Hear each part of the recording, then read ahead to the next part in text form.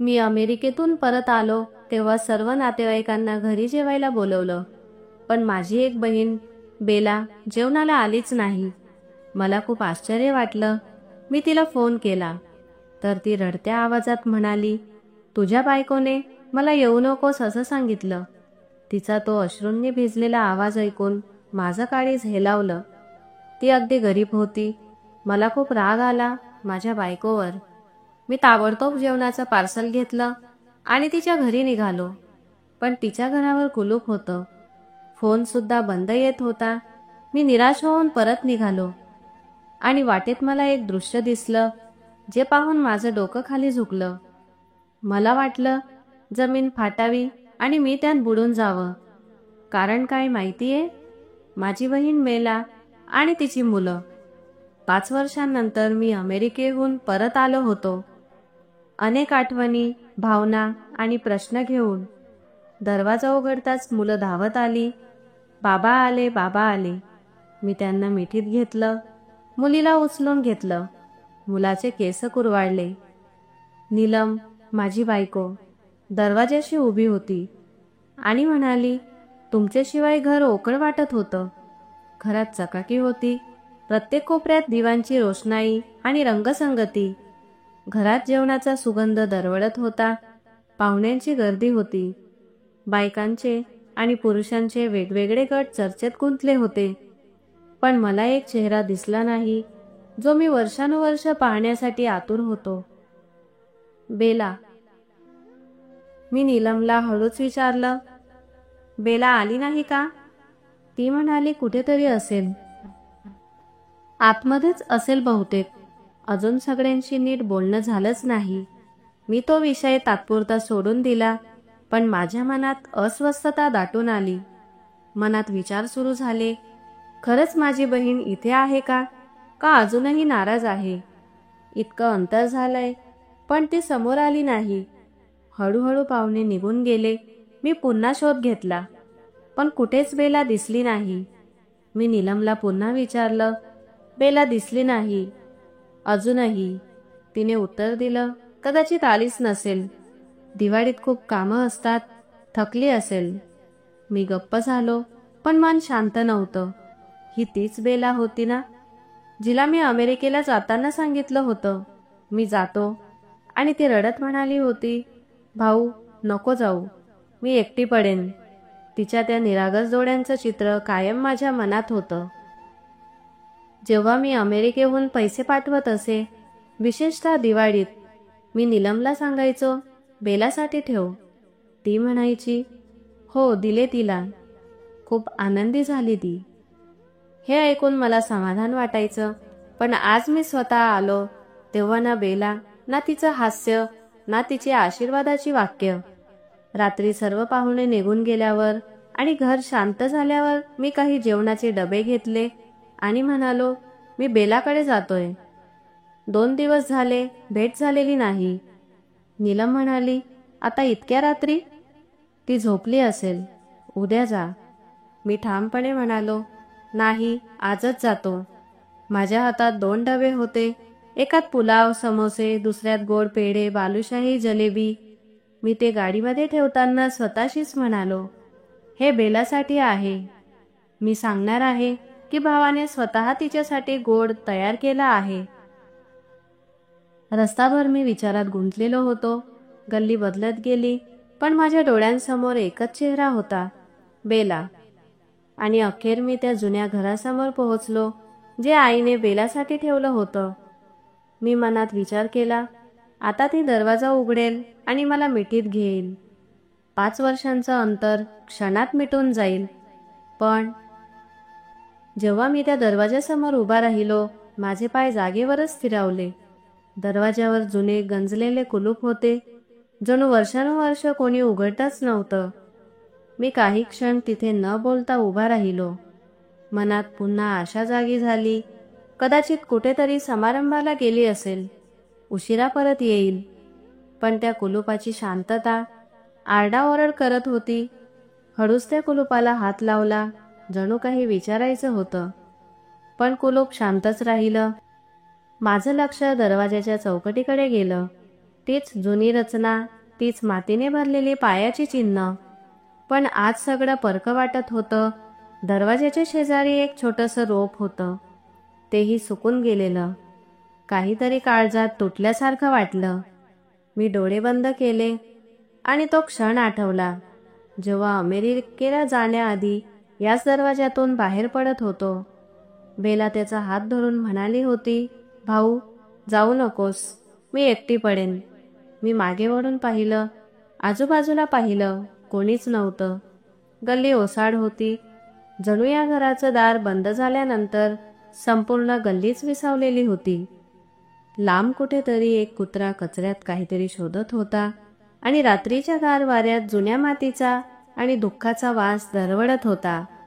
मी दरवाजा समोरच्या पायऱ्यांवर बसलो, मोबाईल काढला आणि नीलमला फोन लावला. नीलू, बेलाच्या घराला कुलूप आहे. तू म्हणाली होतीस ना की ती नागपूरला गेलीये? नीलू झोपलेल्या आवाजात म्हणाली, हो बहुतेक. नक्की आठवत नाही. बऱ्याच दिवसापासून बोलणं झालं नाही. तू तर म्हणायचीस ना की दर आठवड्याला भेटायला जातेस? हो, आधी जायचे. आता थोडं व्यस्त असते. मी फोन ठेवला. मला जाणवू लागलं की प्रत्येक वाक्यात काहीतरी दडलेलं आहे. जणू खरं काहीतरी लपवलं जातंय. त्याने जेवणाचे डबे उचलले आणि परत निघाला. पाय जड झाले होते. मनात संशयाची झड होती. प्रत्येक पावलावर त्याला बेलाच्या उदास डोळ्यांची आठवण होत होती. तो विचार करू लागला, जर बेला खरंच आनंदात असती तर निदान राखीच्या दिवशी आली असती. भाऊ परत आला हे ऐकून तर एक बहीण सर्व काही सोडून धावत आली असती. मग ही शांतता का? हे घर ओसाड का? घरी पोहोचल्यावर नीलू सोप्यावर पडलेली होती. प्रशिकने डबे टेबलावर ठेवले आणि हळू आवाजात विचारलं, नीलू, तुला बेलाची काही माहिती असेल तर मला खरं सांग. मला काही बरोबर वाटत नाही. तिने डोळे उघडत म्हटलं, तुला भ्रम होतोय. प्रशिकने फक्त मान हलवली, पण त्याच्या डोळ्यात झोप नव्हती. त्याने डबे उचलले आणि फ्रीजमध्ये ठेवले. मनात एकच विचार, जेव्हा ती भेटेल तेव्हा हे तिला देईन. पण मनात एकच प्रश्न घुमत होता, बेला कुठे आहे? रात्रीच्या अखेरच्या प्रहरी जेव्हा संपूर्ण घर झोपेत गुंग होतं, प्रशिक खिडकीजवळ उभा होता. तो आकाशाकडे पाहत होता. झाडांच्या फांद्या चंद्राच्या दिशेने झुकलेल्या होत्या. कधी स्वप्नासारखे वाटणारे क्षण आता प्रश्न बनून समोर उभे होते. नीलम, मी दिवाळीसाठी पैसे पाठवले होते ना, दिलेस ना बेलाला? हो, मी स्वतः गेले होते. ती खूप खुश झाली होती. खूप आशीर्वाद दिले. हेच वाक्य प्रशिकने मागील 5 वर्षात कमीत कमी 4 वेळा ऐकलं होतं. प्रत्येक वेळी नव्या आशेने. आणि तो स्वतःला समजावत असे, चला, माझ्या अनुपस्थितीत तरी माझी बायको माझ्या बहिणीची काळजी घेते. अचानक तो ड्रॉइंग रूमकडे वळाला, जिथे त्याच्या जुन्या फाईल, कागदपत्र, रिसिटांचे फोल्डर होते. त्याने एक फोल्डर काढला. त्यावर त्याने मार्करने लिहिलं होतं, पैशांचा ट्रान्सफर, नीतू व बेला. प्रत्येक रिसिटवर एकच उद्देश, बहिणीसाठी दिवाळी मदत, खरेदीसाठी, औषधोपचारासाठी. पहिली पावती 2020ची होती, जेव्हा त्याने अमेरिकेहून पहिल्यांदा पैसे पाठवले होते. त्यानंतर दरवर्षी दिवाळीत तो 5,000 किंवा 7,000 तरी पाठवत असे. नीलू नेहमी म्हणायची, मी तिला बाजारात घेऊन गेले, नवीन कपडे, चप्पल घेतल्या. प्रशिक आपल्या डोळ्यांसमोर चित्र उभं करत असे. आपली बहीण बाजारात फिरते, हसते. पण आता त्या पावतींना हातात घेऊन तो जमिनीवर बसला, डोळे बंद केले आणि समोर आला तो चेहरा, धुसर, थकल्यागत, उदास, जसा त्याने एका रात्री ट्रेनच्या स्टेशनाजवळ पाहिला होता. जर तिला खरोखर हे पैसे मिळत होते तर ती अशा अवस्थेत का होती? जर ती खरेदीला गेली असती तर तिच्या डोळ्यात ही उदासी का? त्याचं मन खोल सैरभर होऊ लागलं आणि आतमध्ये एक खोल पोकळी निर्माण करत होती. पुढच्या सकाळी तो खूप शांत होता. मुलांनी आनंदाने त्याला मिठी मारली, गप्पा मारल्या, पण त्याचं मन जणू कुठे दूर हरवलं होतं. नाश्त्याच्या टेबलवर नीलू नेहमीसारखी व्यस्त होती. प्रशिक, कालची मेजवानी खूप छान झाली. सगळे तोंड भरून तारीफ करत होते. त्याने हळू आवाजात विचारलं, नीलू, एक गोष्ट विचारू? हो, नक्की विचार. बेल्याला जे दिवाळीत पैसे पाठवायचो, तू खरोखर तिला देत होतीस का? ती काही क्षण शांत राहिली, मग थोडंसं चिडून म्हणाली, हे कसं विचारत आहेस? तुला माझ्यावर शंका आहे का? शंका नाही, पण मन अस्वस्थ आहे. कारण अजून मला ती भेटलेली नाही आणि तिच्या घराची अवस्था पाहून मन खूप बेचैन झालं. ती थोडं नाराज होऊन म्हणाली, प्रशिक, मी तुझी बायको आहे, परकी नाही. जर तुला माझ्यावर विश्वास नसेल तर काय उरलंय आपल्या नात्यात? हे विश्वासाचं नव्हे, बेलाचं प्रकरण आहे. मला समजून घ्यायचे, कुठे चुकलो आपण? कुठे बेफिक्री केली का? नीलम चुपचाप उठून स्वयंपाकघरात निघून गेली. प्रशिकने त्यावर काही न बोलता विषय थांबवला, पण त्याच्या मनातली आग आता अधिकच भडकत होती. त्याच संध्याकाळी तो एका जुन्या ओळखीच्या व्यक्तीला भेटला, जो बेलाच्या गल्लीतच राहत होता. काही माहिती आहे का बेलाची? तू तर त्याच भागात राहतोस ना? तो माणूस थोडा कावराबावरा झाला, मग म्हणाला, भाऊ, खरं सांगायचं तर बऱ्याच दिवसापासून बेलाजींना पाहिलं नाही. त्यांचे पती गेले, त्यानंतर परिस्थिती खूपच बिघडली. पती गेला? प्रशिकचं काळीज जोरात धडधडू लागलं. हो, रमेशजी खूप आजारी होते, फारच अशक्त. त्यांचं निधन झालं. त्यानंतर बेला घरातून निघून गेली. कुठे गेली कोणालाच माहिती नाही. काही लोक म्हणतात तिला घरातून हाकलून दिलं गेलं. त्याच्या पायाखालची जमीनच सरकली. तो धास्तावून म्हणाला, कधी कधी वाटतं एवढी सभ्य आणि सज्जन मुलगी आणि तिचं असं काय झालं? कोणीतरी तिचा हक्क हिरावून घेतलाय. त्या रात्री त्याला झोप लागली नाही. बेलाचे डोळे, त्या पावत्यांची आठवण, जेवणाचे डबे, सगळं त्याच्या डोळ्यांसमोर झरत होतं. तो पुटपुटला, मी माझ्या बहिणीला विश्वासाने सोपवलं होतं, पण कदाचित हाच विश्वास तिच्यासाठी धोका ठरला. आणि आता इतक्या वर्षांनंतर समजतंय की ना ती माया पोहोचली, ना पैसे, ना सुरक्षितता. 3 दिवस होऊन गेले होते. प्रशिक दर संध्याकाळी जेवणाचे डबे घेऊन बेलाच्या घरासमोर जात असे. काही वेळ थांबत असे, त्या ताळ्याकडे पाहत असे आणि शांतपणे परत येत असे. जणू अजूनही कुठेतरी आशा आहे की कदाचित आज दरवाजा उघडेल, कदाचित आज बेला हाक मारेल. भाऊ आले, पण प्रत्येक वेळेस तोच टाळा, तीच शांतता आणि तीच वेदना. 4थ्या दिवशी त्याने ठरवलं, आता हे मौन, ही साखर झोप, हे लपवाछपवीचा खेळ थांबवलं पाहिजे. त्याच्या मनातला रिकामेपणा आता वेदनेत बदलला होता आणि प्रत्येक क्षण त्याला एका अशा शेवटाकडे ढकलत होता ज्याची त्याला भीती वाटायची. संध्याकाळी तो पुन्हा बेलाच्या घरासमोर उभा होता.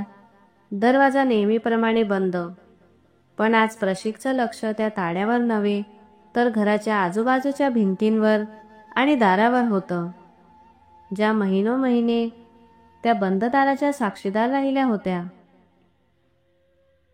त्याने उजव्या बाजूच्या घराची बेल वाजवली. काही वेळाने एक मध्यमवयीन स्त्री दरवाज्यावर आली. नमस्कार बाई, मी प्रशिक आहे, बेलाचा भाऊ. ती स्त्री चकित झाली, मग चेहऱ्यावर गांभीर्य आलं. हो बेटा, ओळखलं तुला. खूप वर्ष झाली दिसलेला. तू परदेशात होतास ना? हो, अमेरिकेत होतो. 2 दिवसांपूर्वीच आलो. रोज बेलाच्या घरासमोर येतोय, पण नेहमी दरवाजा बंदच असतो. तुम्हाला माहिती आहे का ती कुठे गेली? ती बाई दीर्घ श्वास घेते, मग म्हणाली, बेटा, हे घर तर गेल्या कित्येक महिन्यांपासून बंदच आहे. प्रशिकचा श्वास हडखडला.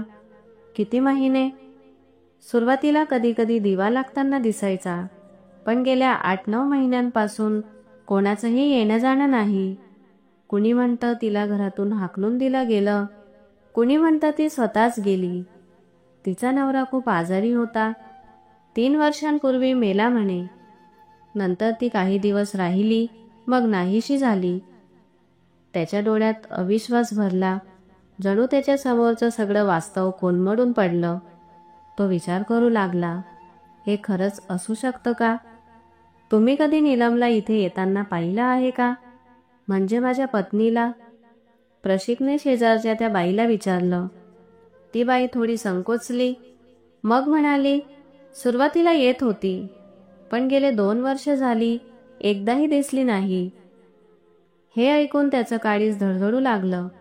तो शांतपणे परत फिरला, जणू एखादा पराभूत सैनिक युद्धभूमीतून परतत होता. घरी पोहोचल्यावर त्याने नीलमला हाक मारली, नीलू, मला खरं खरं सांग, बेला कुठे आहे? ती थोडी घाबरली आणि म्हणाली, मी तर सांगितलं होतं ना, कदाचित नागपूरला गेली असेल. मला खात्री नाही. प्रशिक, तुला माझ्यावर शंका आहे का? शंका नाही, मी फक्त माझ्या बहिणीला शोधतोय. ज्या घरात ती राहत होती ते महिन्यांपासून बंद आहे. लोक म्हणतात ती निघून गेली, काही म्हणतात तिला घरातून हाकललं गेलंय, आणि तू म्हणतेस कदाचित नागपूरला गेली असेल. तू हे सगळं का विचारतो आहेस? तुला आपल्या कुटुंबाकडे लक्ष द्यायला हवं. पण मला माझ्या बहिणीची काळजी वाटते नीलू, कारण ती अजूनपर्यंत भेटलेली नाही. आणि जेव्हा शेवटचे भेटले होतो ते 5 वर्षांपूर्वी, तेव्हा ती रडत होती, म्हणत होती, भाऊ जाऊ नकोस. आणि मी गेलो. आज जेव्हा परत आलोय ती नाही, आणि तिची काहीच खबरबात नाही. ती शांत झाली. तिचं मौन एखाद्या मोठ्या खोटेपणाची कबुली आहे. तो हळूच पुटपुटला, बेला, जर तू मला काही सांगितलं नाही तर कदाचित तू रागवलेली होतीस, कदाचित तू ओरडू इच्छित होतीस, पण तुझ्याकडे आवाज नव्हता. त्याच्या डोळ्यात पाणी आलं, मनात भीती होती. कुठे तो आवाज कायमचा थांबलेला नसेल ना? सकाळ झाली होती. त्याने संपूर्ण रात्र जागून काढली होती.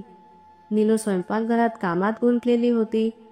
प्रशिक काही क्षण तिला बघत राहिला, मग हळूहळू पण ठाम स्वरात म्हणाला, नीलू, मला खरं जाणून घ्यायचंय, बेला कुठे आहे?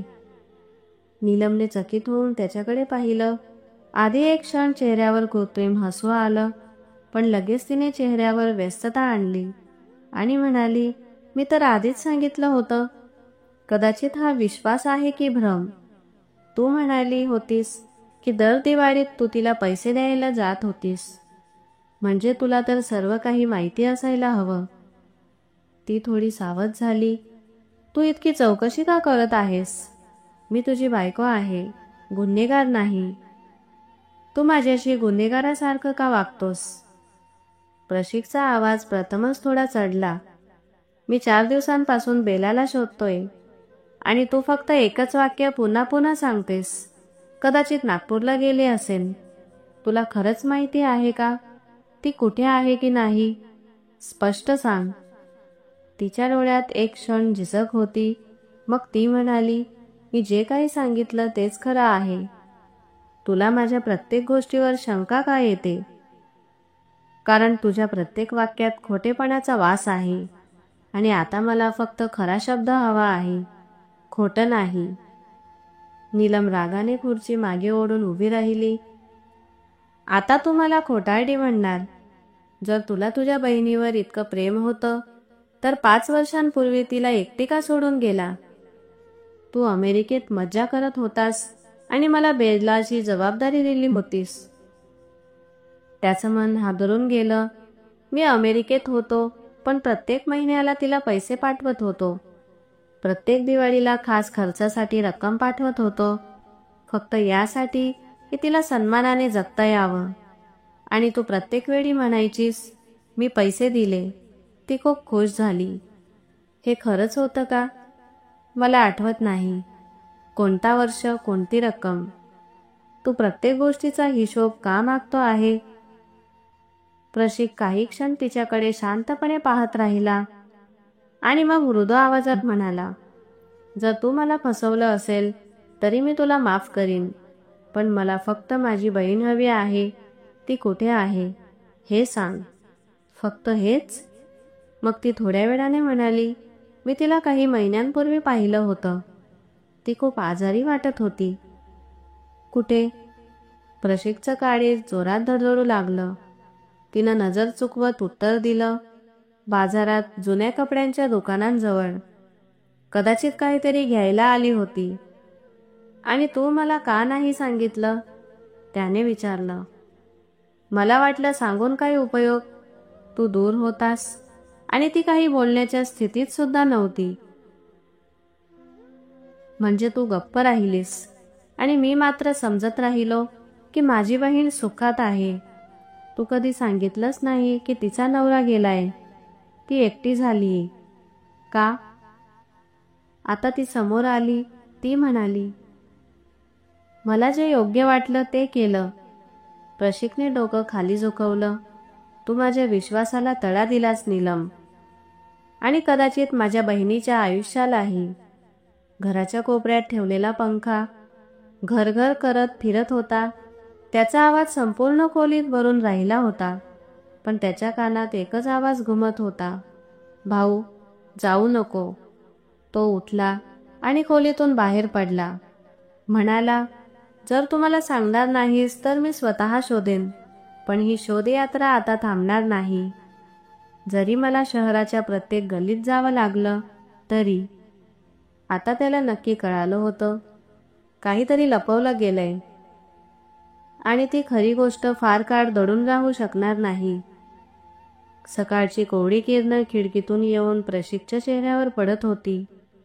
तेवढ्यात अचानक फोनची बेल वाजली. तो एकटक फोनकडे पाहत राहिला, जणू एखादी जुनी आठवण पुन्हा समोर आली होती. त्याच्या मनात एक दृश्य जागं झालं. 2 वर्षांपूर्वीचं अमेरिका. रात्रीचे 2 वाजले होते. तो थकून लॅपटॉप बंद करणार होता. इतक्यात नीलमचा व्हॉट्सॲप कॉल आला.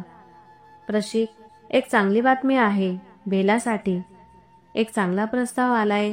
मुलगा चांगला आहे, काम करतो, थोडा अशक्त आहे, पण बरा आहे. त्याने झोपेतून विचारलं, बेलाशी बोललीस? हो, ती पण तयार झाली. चांगले स्थळ वारंवार येत नाहीत. मी होकार दिलाय. तू तसंही येऊ शकणार नाही. तो शांत झाला. हळूच म्हणाला, ठीक आहे, तू समजूतदार आहेस. कॉल कट झाला, पण तो बऱ्याच वेळ तसाच बसून राहिला. मनात कुठलीशी अस्वस्थता होती, पण स्वतःला समजावत राहिला, नीलू चांगलीच विचार करते. काही दिवसांनी तिने बेलाच्या लग्नाचा फोटो व्हॉट्सॲपवर पाठवला. प्रशिकने ते फोटो उघडले आणि त्याचं काळीज मोडलं. बेला पारंपरिक पोशाखात होती, पण डोळ्यात त्या नववधूंसारखी चमक नव्हती. चेहऱ्यावर कृत्रिम हास्य आणि एक हलकी उदासी, जणू ती आतून रडत होती. त्याने फोटो पुन्हा पुन्हा पाहिले. झूम करून डोळे, कपाळ, हात सगळं पाहिलं. प्रत्येक वेळेस मनात एकच प्रश्न गुंजायचा, ही तीच बेला आहे का, जी लहानपणी खडखडून हसायची?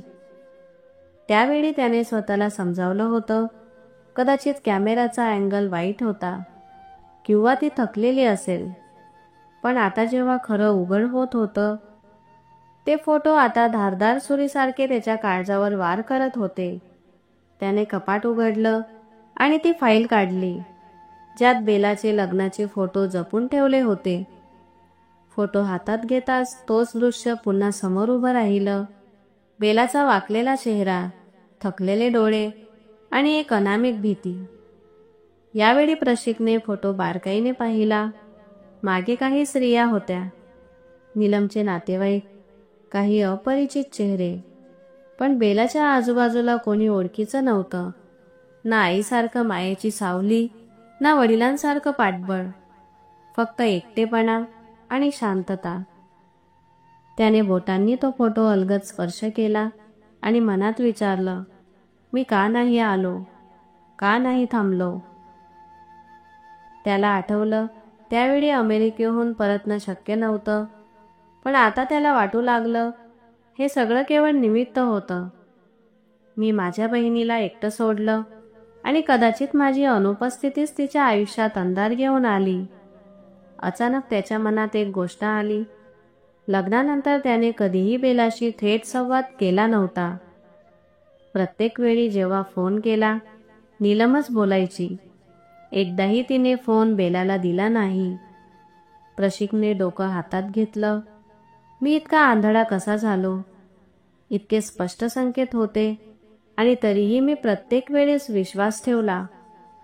त्या क्षणी त्याच्या हृदयाने साक्ष दिली होती.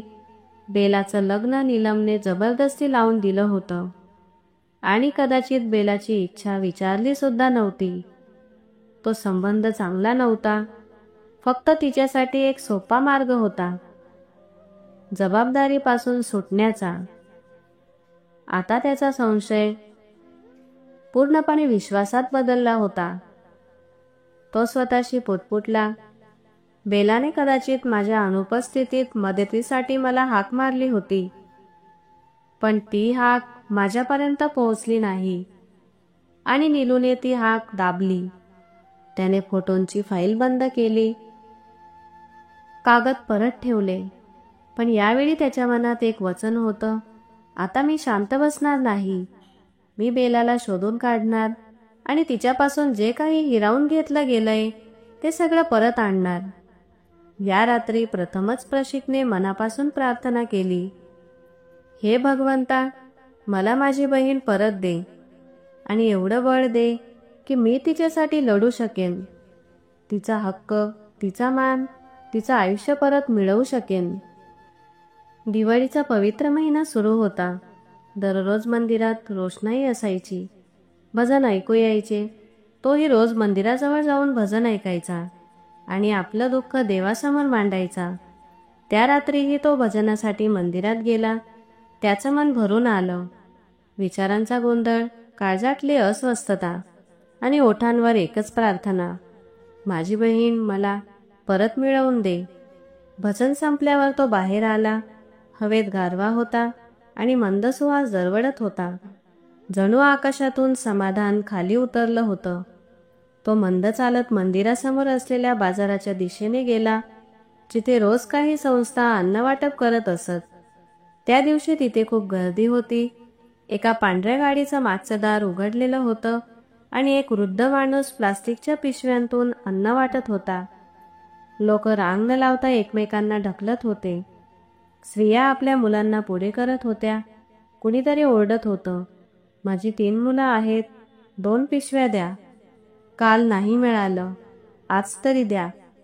त्या गोंधळात अचानक एक ढकललं गेलं आणि एक छोटं मुलगं जमिनीवर पडून त्याचं डोकं फुटपाथवर आपटलं.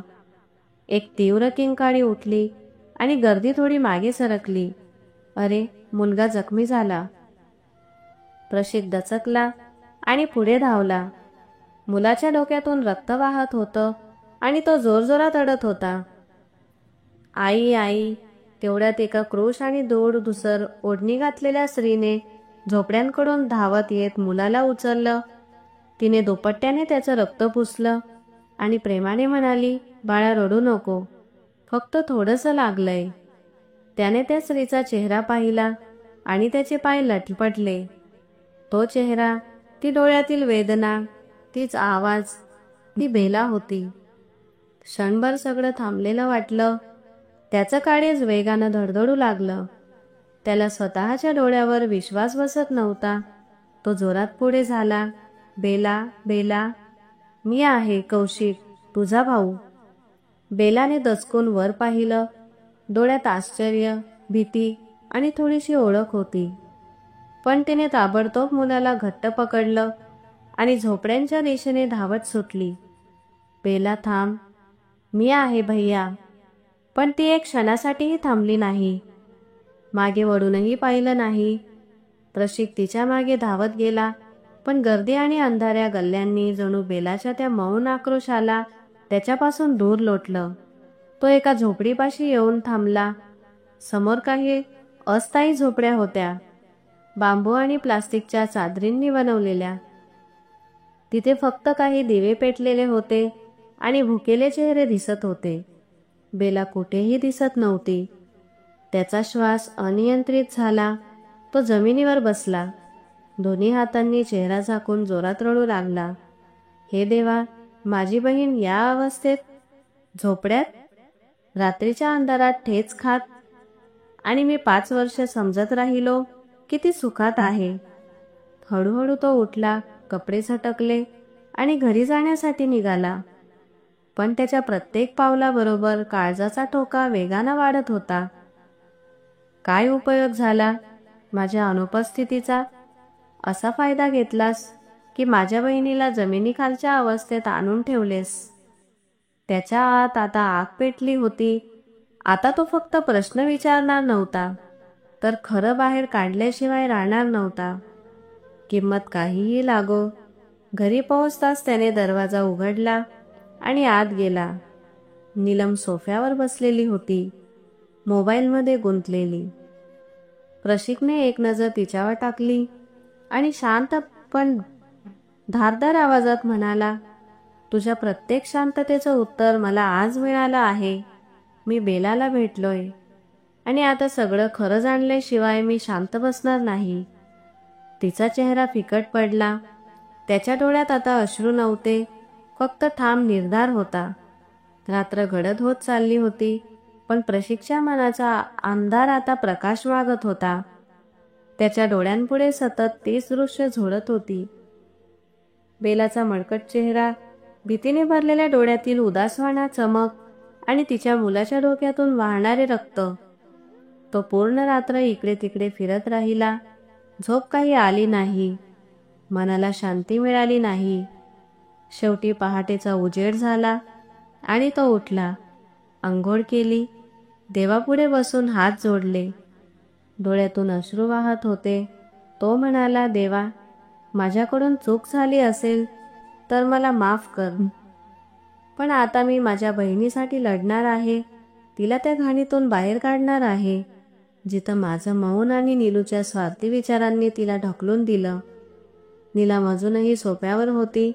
डोळ्यात झोप नव्हती, फक्त भीती. ओठ थरथरत होते. ती प्रशिकच्या शांत पण तीव्र नजरा सहन करू शकत नव्हती. जणू त्या नजरा तिच्या अंतरात्म्याला भेदून सत्य ओढून बाहेर काढणार होत्या. त्याने गंभीर आवाजात म्हटलं, बस, आता अजून खोटं नको. मला पूर्ण खरं हवंय, आत्ता आणि इथेच. ती काही क्षण त्याच्याकडे बघत राहिली, जणू तिच्या आतल्या भिंती आता कोसळायला तयार होत्या. मग तिने नजर खाली झुकवली आणि सांगायला सुरुवात केली, जेव्हा तू अमेरिकेला गेला होतास, बेलाला खूप एकटं वाटायला लागलं. मी सुरुवातीला तिची काळजी घेतली, पण नंतर परिस्थिती बदलत गेली.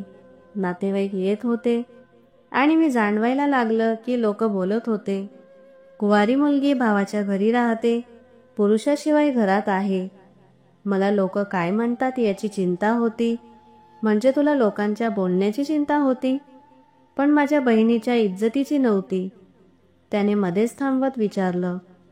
नीलमने डोळे न उघडता पुढे बोलायला सुरुवात केली. मग एक स्थळ आलं. मुलगा मजूर होता, रिक्षा चालवायचा. त्याचे आईवडील गेले होते. मी विचार केला, निदान ती कोणाच्या तरी घरी स्वतःचं आयुष्य सुरू करेल. मला तुझ्या परवानगी घेण्यासाठी वेळ नव्हता. वेळ नव्हता? तुला वाटलं की मी नकार देईन. त्याचा स्वर यातनेने भरला होता. बेलाने खूप रडून सांगितलं होतं की त्या मुलाशी लग्न करू इच्छित नाही. ती गयावया करत होती. पण मी म्हटलं, हेच तुझ्यासाठी योग्य आहे. तुझा भाऊ इथे नाही, तो काही करू शकत नाही. आणि मी जबरदस्ती तिचं लग्न लावून दिलं. प्रशिकच्या आत जणू काही फुटलं. तू जबरदस्ती? तो डोकं धरून बसला. तिचा आवाज थरथरत होता. काही महिन्यांनी तिचा नवरा गेला. त्याला झटका आला. बेला परत एकटी झाली. मी तिला म्हटलं, आता आईवडिलांच्या घरी जा.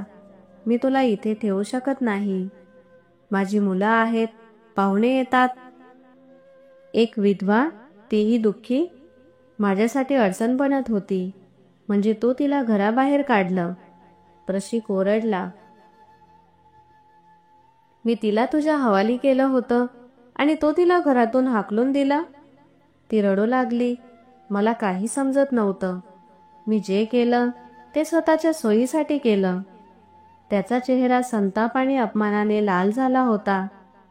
तू तिला एका विकलांग गरीब माणसाशी बांधलं, मग जेव्हा तो मेला तेव्हा तिला हाकलून दिलं आणि मला सांगितलं की ती नागपूरला गेली आहे. तू माझा विश्वास तोडला, माझ्या नात्याला चिरडलंस. त्याने भिंतीवर जोरात मारा केला. त्या मुलीने कधी काही मागितलं नव्हतं, फक्त प्रेम, आणि तू तिला रडायला लावलं. नीलू शांत होती, रडत होती. प्रशिक आतून तुटत होता. काही वेळ दोघांमध्ये शांतता होती. शेवटी प्रशिक शांत पण तळमळलेल्या स्वरात म्हणाला, मी तिला अन्न वाटपाच्या रांगेत उभं पाहिलंय, तिच्या मुलासोबत. मळकट चेहरा, डोळ्यात भीती. ती बेला नव्हती जी तुझ्या बरोबर राहत होती. ती एक वेगळी बेला होती, जिला तू बेघर, बेसहारा आणि अपमानित बनवलंस. त्याच्या मनात आता एक आग पेटली होती. तो आता प्रश्न विचारणार नाही, तो सत्य बाहेर काढणारच. प्रशिक, मला माझी चूक समजली आहे, पण लाजल्याने तिचं पोट भरणार नाही. तिच्या मुलाला शाळेत पाठवता येणार नाही. तिच्या मुलाचं भविष्य सुधारणार नाही. जे तू केलं त्याचं उत्तर तुला द्यावं लागेल, या जगातही आणि परलोकातही. प्रशिक उठून आपल्या खोलीकडे चालला. त्याचं मन, मेंदू आणि डोळे सगळे ओझ्याने वाकले होते. आता त्याला खात्री झाली होती की त्याची बहीण फक्त विधवा किंवा गरीब झाली नव्हती, तर स्वतःच्या बहिणीच्या हातून त्रास सहन केला गेला होता. आता त्याला बेलासाठी न्याय घ्यायचा होता. जरी त्यासाठी नातेसंबंध तुटले तरीही चालेल. झोपडपट्टीचं क्षेत्र शहरापासून थोडं दूर होतं. अरुंद गल्ली, घाण नाले, प्लास्टिकच्या चादरींनी बनवलेली छप्परं आणि बांबूंच्या भिंती. त्याचे पाऊल कधीच त्या जमिनीवर पडले नव्हते. तो नेहमी स्वच्छ रस्ते, प्रकाशमान गल्ली आणि सुगंधित खोल्यांमध्ये राहिला होता. पण आज तो प्रत्येक गंध, घाण आणि अरुंद रस्ता पार करत त्या सत्तेच्या जवळ जात होता, ज्याला त्याने वर्षानुवर्षे दुर्लक्ष केलं होतं.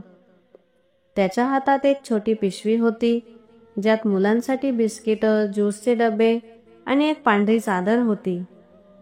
त्याच्या मनात अनेक प्रार्थना आणि डोळ्यात अश्रू घेऊन त्याने झोपडपट्टीत प्रवेश केला. बेला, त्याने झोपडीच्या दारावर उभं राहून आवाज दिला. बेला, मी प्रशिक आहे, तुझा भाऊ. आतून काही उत्तर आलं नाही, फक्त हलकीशी खोकल्याचा आवाज आली. त्याने आत पाहिलं. एक छोटी खोली होती. जमिनीवर बोरी पसरलेली होती. एका कोपऱ्यात मातीचा चुला पडलेला होता, ज्यावर राख जमली होती. दुसऱ्या कोपऱ्यात मातीचे भांडे आणि एक फाटलेली बेडशीट होती. एक धुसर चेहरा भिंतीला टेकून डोळे बंद करून बसला होता. चेहरा अत्यंत कमजोर, पिवळा आणि थकलेला होता. केस विस्कटलेले होते. चेहरा रोगांनी जळालेला. तिच्याजवळ एक छोटा मुलगा बसला होता, ज्याचं पोट फुगलेलं आणि डोळे आत गेलेले होते. प्रशिकचं हृदय द्रवित झालं. बेला, त्याने हळुवारपणे पुन्हा आवाज दिला. बेला हळुवारपणे डोळे उघडले आणि काही क्षण प्रशिककडे पाहत राहिली, जणू तिला विश्वासच बसत नव्हता. मग अचानक तिच्या ओठातून बाहेर आलं, भैया, आणि लगेचच ती फुटफुटून रडू लागली.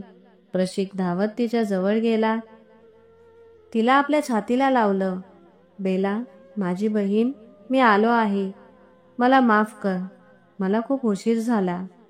बेला मुलांसारखी बिलक बिलक करून रडत होती. तिचे अश्रू त्याच्या शर्टला भिजवत होते. भैया, तू मला का सोडून गेला होतास? मी एकटीच राहिले. सगळ्यांनी मला नाकारलं, तूही आला नाही. त्याच्या डोळ्यात अश्रू आले. नाही बेला, मी तुला कधीच सोडू इच्छित नव्हतो. मी समजत होतो की तू खुश आहेस. बेला आता त्याच्यासोबत होती, कमकुवत, आजारी, जखमी, पण एकटी नाही. सकाळच्या ताज्या हवेने त्याच्या पावलांना एक नवा उत्साह दिला. जेव्हा तो बेला आणि तिच्या मुलासोबत घरी परतला, तेव्हा त्याचे पाऊल दृढ होते आणि डोळ्यात आत्मविश्वास होता.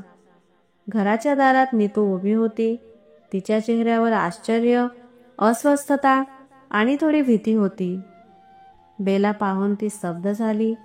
प्रशिकने काही न बोलता बेलाला आत घेतले, तिला चादर दिली, पाणी दिले आणि मुलाला आपल्या छातीला लावून शांत केले. नंतर तो नीलमच्या जवळ गेला. नीलू, मी आज निर्णय घेतला आहे आणि यावेळी कोणताही वादविवाद नाही. तिने रागाने डोळे बंद केले, जणू तिला माहीत होतं की पुढे काय होणार आहे. मी तुला घटस्फोट देतोय, प्रशिक म्हणाला. तिचे पाय थरथरले. तू ठीक आहेस ना? हो, मी पूर्णपणे ठीक आहे आणि याच ठरावाने हा निर्णय घेतला आहे. तू माझा विश्वास, माझे नाते आणि माझ्या बहिणीला चिरडले. तिच्या विवशतेला, तिच्या आक्रोशाला, तिच्या अश्रूंना कदाचित तुझ्या जमिनीवर काहीही ठसा न पडला असेल, पण माझ्या मनात ते दररोज एक भयानक स्वप्न बनून राहिले. नीलम रडू लागली. प्रशिक, माझी चूक झाली होती, पण ही शिक्षा आवश्यक होती का? ही शिक्षा नाही, न्याय आहे, तो म्हणाला. जे वर्ष मी तुझ्यासोबत घालवले ते तुझे हक्क होते, पण जे वर्ष माझ्या बहिणीने तडफडत घालवली त्याचा हिशोब तुला चुकवावा लागेल. यानंतर प्रशिकने वकिलाला फोन केला आणि लगेच घटस्फोटाची कायदेशीर प्रक्रिया सुरू केली. पुढील काही दिवस प्रशिकसाठी कोणत्याही मोहिमेपेक्षा कमी नव्हते. तो बेलाला जवळच्या क्लिनिकमध्ये घेऊन गेला, जिथे समजले की ती गंभीर कुपोषण, रक्ताची कमतरता आणि मानसिक तणावाचा शिकार आहे. डॉक्टरांनी तिला पूर्ण आराम, स्वच्छ वातावरण आणि मानसिक शांततेची शिफारस केली. प्रशिकने घरात बेलासाठी एक नवीन खोली बनवली, ज्यात मऊ पलंग, प्रकाश आणि आरामदायक वातावरण होते.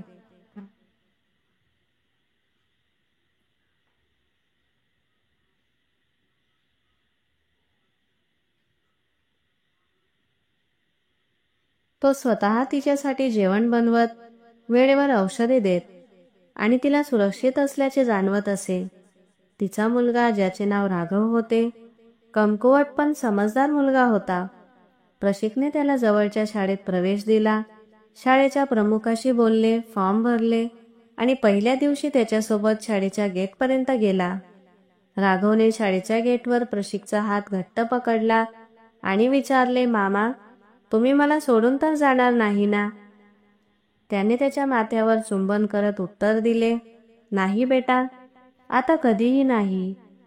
बेला हळूहळू चांगली होऊ लागली होती. तिच्या चेहऱ्यावर एक थकलेली पण हलकीशी हसू उमटू लागली होती.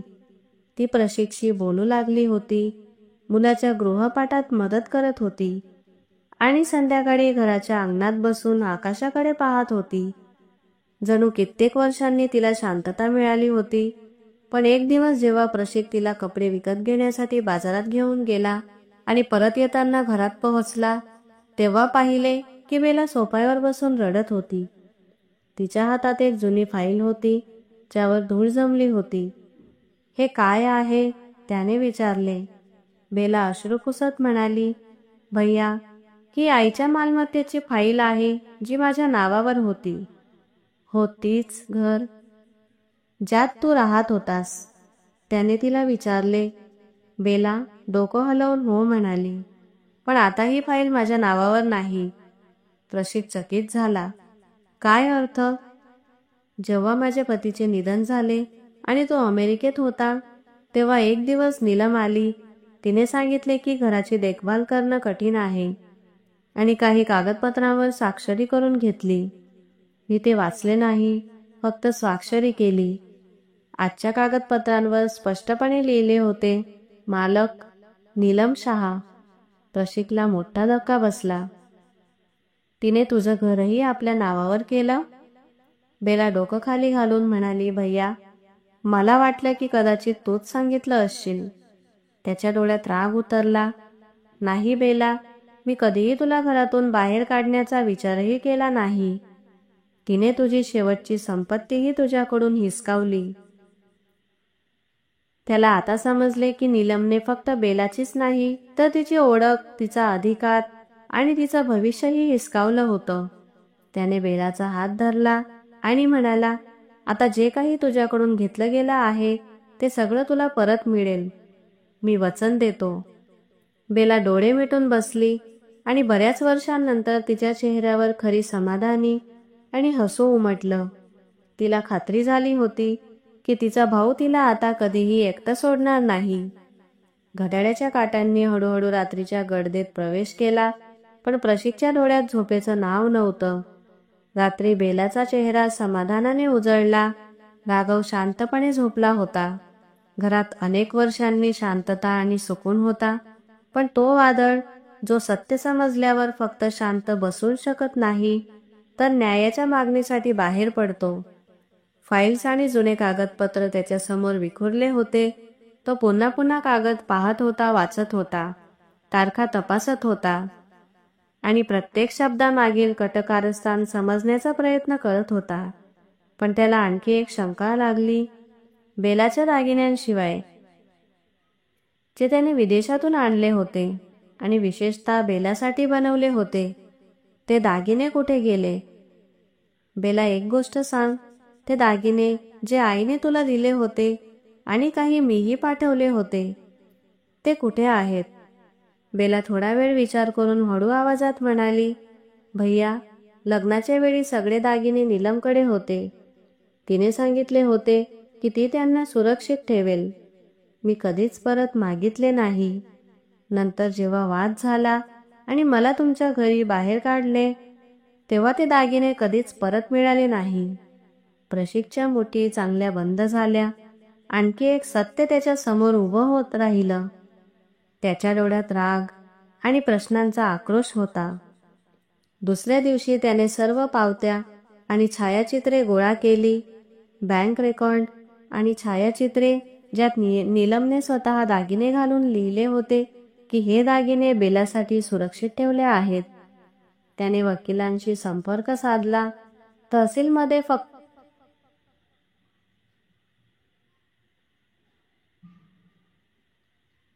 तहसीलमध्ये सर्व माहिती दिली आणि कायदेशीर प्रक्रिया सुरू केली. काही दिवसातच जेव्हा नीलमला कायदेशीर नोटीस मिळाली, तेव्हा ती घाबरून प्रशिकला भेटायला आली. तुम्ही मला न्यायालयात घेऊन जाल? प्रशिकचा आवाज आता शांत आणि थेट होता. मी तर तिला तिचा अधिकार मिळवून देण्यासाठी जात आहे. मी तिला न्याय देण्यासाठी जात आहे. काही दिवसांनी त्याने स्थानिकच्या मंदिरात एक सभा आयोजित केली. सर्व कुटुंबीय लोक, सर्वांना आमंत्रित केले. बेला पडद्यामागे बसून सर्व काही ऐकत होती.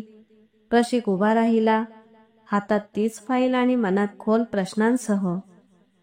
मी आज येथे न्यायाची घोषणा करण्यासाठी नाही, तर एक प्रश्न विचारण्यासाठी आलो आहे. स्त्रीची सर्वात मोठी शत्रू स्त्रीच का बनते? बहिणीचं नातं इतकं स्वस्त का आहे की कोणाच्या जिद्द, लालसा किंवा ईर्षेच्या बळी पडते? एका पत्नीचं कर्तव्य फक्त पतीची सेवा करणं आहे का?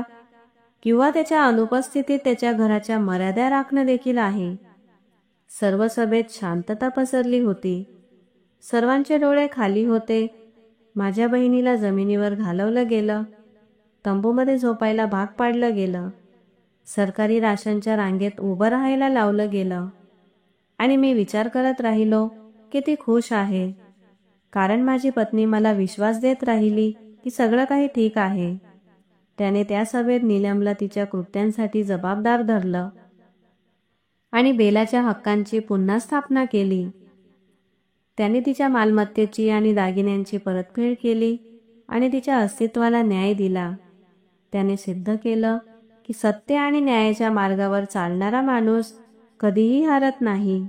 पण सत्य हे होतं की तिने माझ्या बहिणीपासून तिचे दागिने, तिचं घर, तिचं बालपण, तिचा हक्क, सगळं काही हिरावून घेतलं होतं.